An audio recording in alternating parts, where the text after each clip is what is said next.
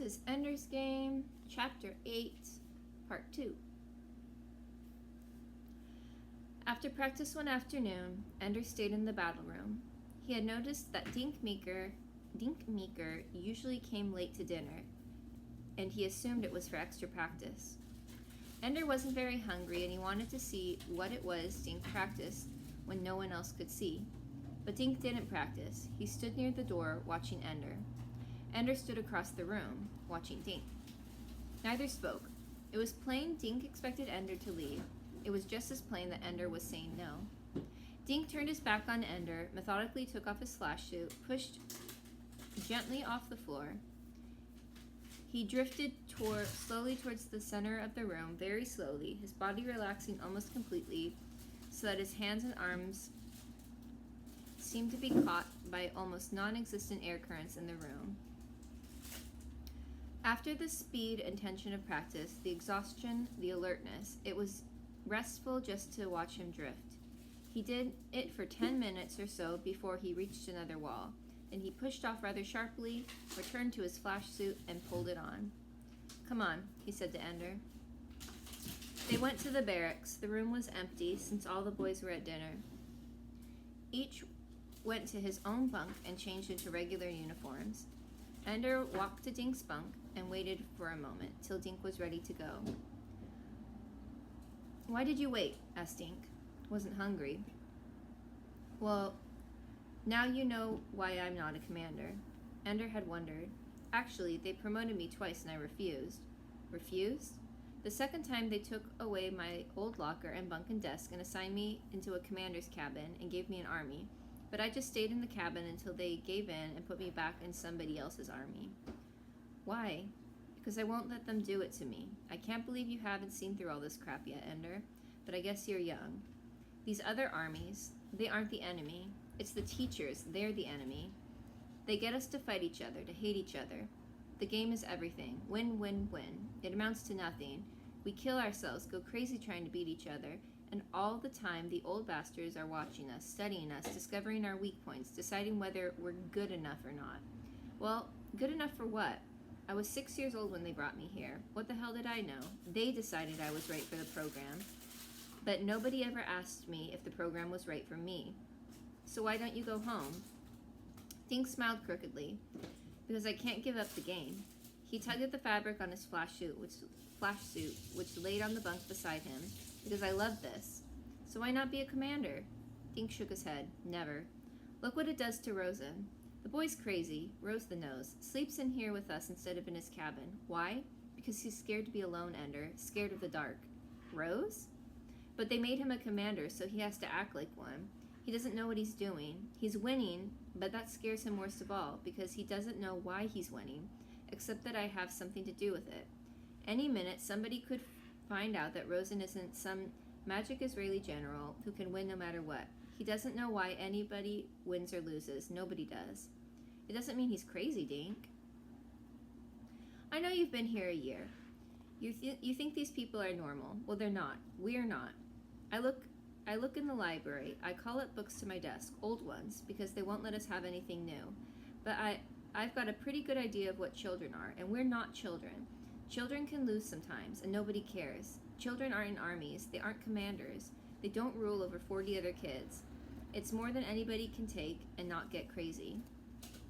Ender tried to remember what other children were like in his class at school, back in the city, but all he could think about was Silson. "I had a brother, just a normal guy. All he cared about was girls and flying. He wanted to fly. He used to play ball with the guys, a pickup game, shooting balls at the hoop, dribbling down the corridors until the peace officers confiscated your ball. We had a great time. He was teaching me how to dribble when I was taken." Ender remembered his own brother. The memory was not fond. Dink misunderstood the expression on Ender's face. "Hey, I know nobody's supposed to talk about home, but we came from somewhere. The battle school didn't create us, you know. The battle school doesn't create anything. It just destroys. We all remember things from home. Maybe not good things, but we remember them. We remember, and then we lie and pretend about that. Look, Ender, why is it that nobody talks about home, ever? Doesn't that tell you how important it is? That nobody even admits that, oh hell." "No, it's all right," Ender said. "I was just thinking about Valentine, my sister." I wasn't trying to make you upset. It's okay. I don't think about her very much because I always get like this. That's right, we never cry. I never thought of that. Nobody cries. We're really just trying to be adults, just like our fathers. I bet your father was like you. I bet he was quiet and took it, and then busted out and I'm not like my father. So maybe I'm wrong. But look at Bonzo, your old commander. He got an advanced case of Spanish honor. He can't allow himself to have weakness. To be better than him, that's an insult. To be stronger, that's like cutting off his balls. That's why he hates you, because you didn't suffer when he tried to punish you. He hates you for that. He honestly wants to kill you. He's crazy. They're all crazy. And you aren't? I'd be crazy too, little buddy. But at least I'd be craziest. I'd be floating all alone in space, and the crazy, she float out of me. She soak into the wall. She don't come out till there be battles and little boys bumping into walls and squish out the crazy. Ender smiled. And you'd be crazy too, Dink said. Come on, let's eat. Maybe you can be a commander and not be crazy. Maybe knowing about the craziness means you don't have to fall for it. I'm not going to let the bastards run me, Ender. They've got you pegged too, and they don't plan to treat you kindly. Look what they've done to you so far. They haven't done anything except promote me. And she make you life so easy, huh? Ender laughed and shook his head. So maybe you're right. They think they got you on ice. Don't let them. But that's what I came for, Ender said. For them to make me a tool, to save the world. I can't believe you still believe it. Believe what? The bugger menace. Save the world. Listen, Ender. If the buggers were coming back to get us, they'd be here. They are invading again. We beat them and they're gone. But the videos, all from the first and second invasions. Your grandparents weren't born yet when Mazarakam wiped them out. You watch. It's all a fake. There is no war. They're just screwing around with us. But why? Because as long as people are afraid of buggers, the IF can stay in power. And as long as the IF is in power, certain countries can keep their hegemony. But keep watching the vids, Ender. People will catch onto this game pretty soon, and there'll be a civil war to end all wars. That's the menace, Ender, not the buggers. In that war, when it comes, you and I won't be friends, because you're American, just like our dear leaders, and I am not. They went to the mess hall and ate, talking about other things, but Ender could not stop thinking about what Dink had said. The battle school was so enclosed, the game so important in the minds of the children, that Ender had forgotten there was a world outside. Spanish honor, civil war, politics. The battle school was a very small place, wasn't it? But Ender did not reach Dink's conclusions. The buggers were real. The threat was real. The IF controlled a lot of things, but it didn't control the videos and the nets. Not where Ender had grown up. In Dink's home, in the Netherlands, 3 generations under Russian hegemony, perhaps it was all controlled, but Ender knew that lies could not last long in America, so he believed. But there was a seed of doubt there, and it stayed. And every now and then set out a little root, and it changed everything to have that seed growing. It made Ender listen more carefully to what people meant instead of what they said. It made him wise. We can make it. There weren't as many boys in the evening practice, not by half. Where's Bernard? Asked Ender. Eli grinned. Shen closed his eyes and assumed a look of blissful meditation. Haven't you heard? Said another boy, a Lanchi from a younger group. Word's out that any Lanchi who comes to your practice sessions won't ever amount to anything in anybody's army. Word's out that the commanders don't want any soldiers who've been damaged by your training. Ender nodded. But the way I brain it, said the Lanchi, I'd be the best soldier I can, and any commander worth a damn, he'd take me, huh? Said Ender with finality. They went on with practice.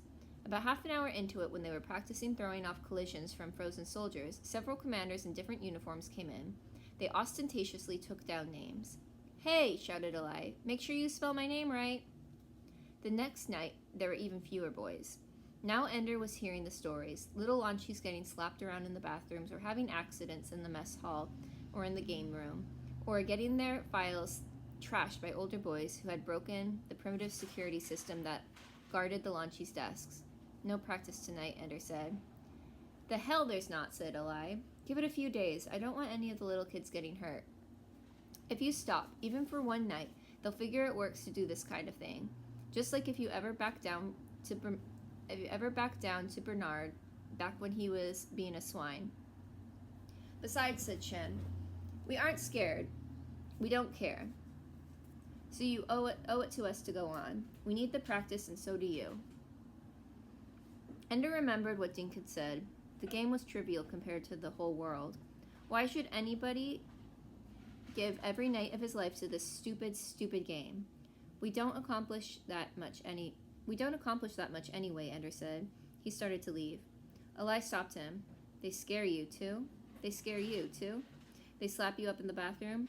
Stick your head in the pissa? Somebody got a gun up to your bung? No, Ender said. You still my friend? Asked Eli more quietly. Yes. Then I'm still your friend, Ender. And I stay here and practice with you. The older boys came again, but fewer of them were commanders. Most were members of a couple of armies. Ender recognized salamander uniforms, even a couple of rats. They didn't take names this time. Instead, they mocked and shouted and ridiculed the Launchies as the Launchies tried to master difficult skills with untrained muscles. It began to get to a few boys. Listen to them, Ender said to the other boys. Remember the words. If you ever want to make the enemy crazy, shout that kind of stuff at them. It makes them do dumb things to be mad, but we don't get mad. Shen took the idea to heart, and after each jibe from the older boys, he had a group of 4 Launchies recite the words loudly 5 or 6 times. When they started singing the taunts like nursery rhymes, some of the older boys launched themselves from the wall and came out for a fight. The flash shoots were designed for wars fought with harmless light. They offered little protection and seriously hampered movements when it came to hand-to-hand fight in Nullo. Half the boys were flashed anyway and couldn't fight. The stiffness of their suits made them potentially useful. Ender quickly ordered his Launchies to gather in the corner of the room. The older boys laughed at them even more, and some who had waited by the walls came forward to join the attack, seeing Ender's group retreat. Ender and Eli decided to throw a frozen soldier in the face of the enemy. The frozen Launchie struck Helmet first, and the two bounced off each other. The older boys clutched their chests where the helmets had hit them and screamed in pain. The mockery was over. The rest of the older boys launched themselves to enter the battle.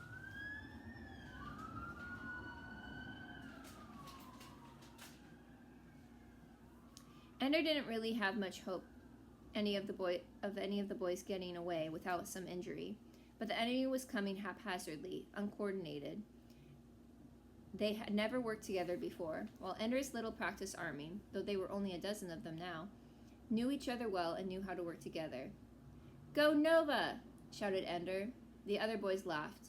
They gathered into 3 groups, feet together, squatting, holding hands as they formed small stars against the back wall. We'll go around them and make for the door. Now! At a signal, the 3 stars burst apart, and each boy launching in a different direction, but angled so that he could rebound off a wall and head for the door. Since all of the enemy were in the middle of the room, where course changes were far more difficult, it was an easy maneuver to carry out. Ender had positioned himself so that when he launched, he would rendezvous with the frozen soldier he had just used as a missile. The boy wasn't frozen now, and he let Ender catch him, whirl him around, and send him towards the door. Unfortunately, the necessary result of this action was for Ender to head in the opposite direction and at a reduced speed. Alone of all his soldiers, he was drifting fairly slowly, and at the end of the battle room, where the older boys were gathered, he shifted himself so that he could see all of his soldiers were safely gathered against the far wall. In the meantime, the furious and disorganized enemy had just spotted him. Ender calculated how soon he would reach the wall so he could launch again. Not soon enough. Several enemies had already rebounded towards him. Ender was startled to see Stiltson's face among them. Then he shuddered and realized he had been wrong. Still, it was the same situation, and this time they wouldn't be still for a single combat settlement. There was no leader. As far as Ender knew, and these boys were a lot bigger than him. Still, he had learned some things about weight shifting in personal combat class, about the physics of moving objects. Game battles almost never got to hand-to-hand combat. You never bumped into an enemy that wasn't frozen unless you were frozen yourself. But in a few seconds he had. So, in the few seconds he had, Ender tried to position himself to receive his guests. Fortunately, they knew as little about Nello fighting as he did, and the few who tried to punch him found that throwing a punch was pretty ineffective with their bodies around when their bodies moved backwards just as quickly as their fists moved forward. But there were some in the group who had bone breaking on their minds, and as Ender quickly saw. He didn't plan to be there for it, though. He caught one of the punchers by the arm and threw him as hard as he could. It hurled Ender out of the way of the rest of the onslaught, though he still wasn't getting any closer to the door. "Stay there!" he shouted to his friends, who obviously were forming to come up and rescue him. "Just stay there!" Somebody caught Ender by the foot. The tight grip gave Ender some leverage. He was able to stamp firmly on the other boy's ear and shoulder, making him cry out and let go. If the boy had let go just as Ender kicked downward, it would have hurt him much less and allowed Ender to use the maneuver as a launch. Instead, the boy had hung on too well. His ear was torn and scattering blood in the air, and Ender was drifting even more slowly. "I'm doing it again," thought Ender. "I'm hurting people again, just to save myself. Why don't they leave me alone, so that I don't have to hurt them?" 3 more boys were converging on him now, and this time they were acting together.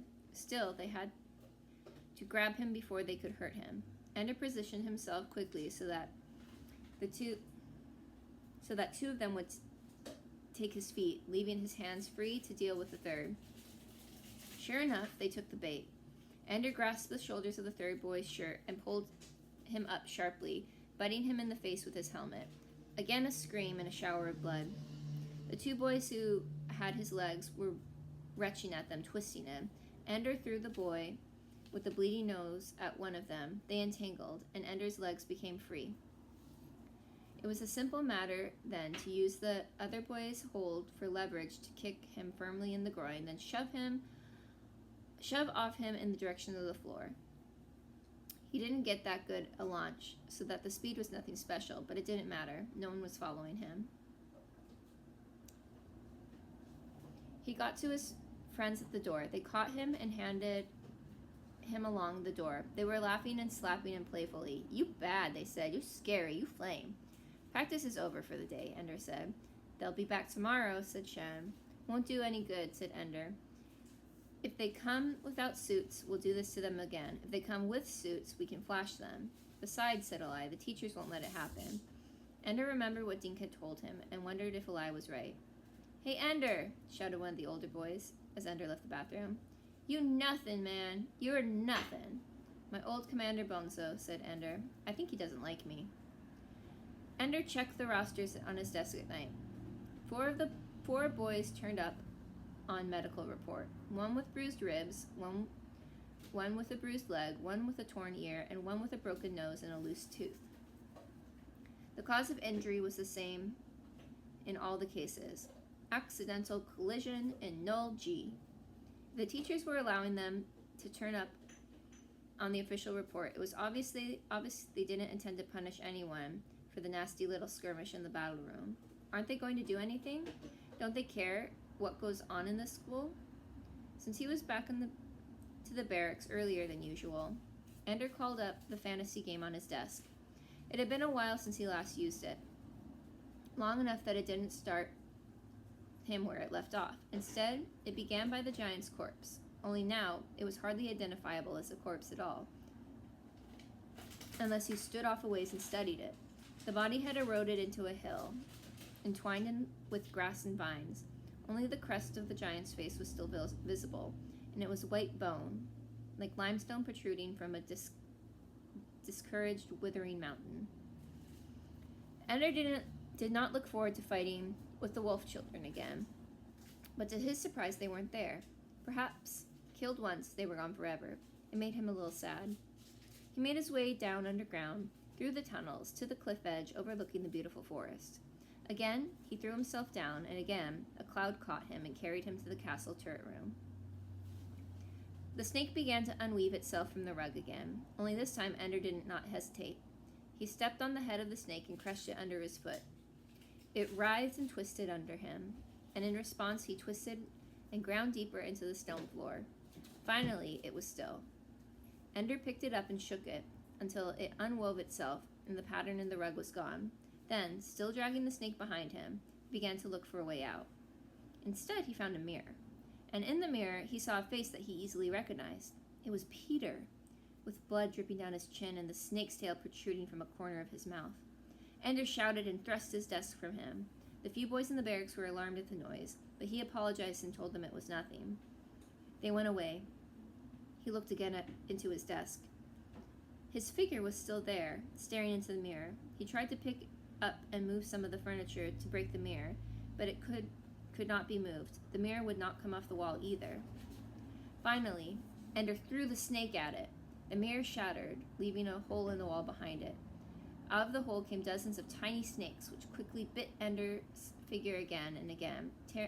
Tearing the little snakes frantically from itself, the figure collapsed and died in a writhing heap of small serpents. The screen went blank, and words appeared. Play again? Ender signed off and put the desk away. The next day, several commanders came to Ender or sent soldiers to tell him not to worry. Most of them thought the extra practice sessions were a good idea. He should keep it up. And to make sure nobody bothered him, they were sending a few of their older soldiers who needed extra practice to join him. They're as big as most of the buggers who attacked you the first night. They'll think twice.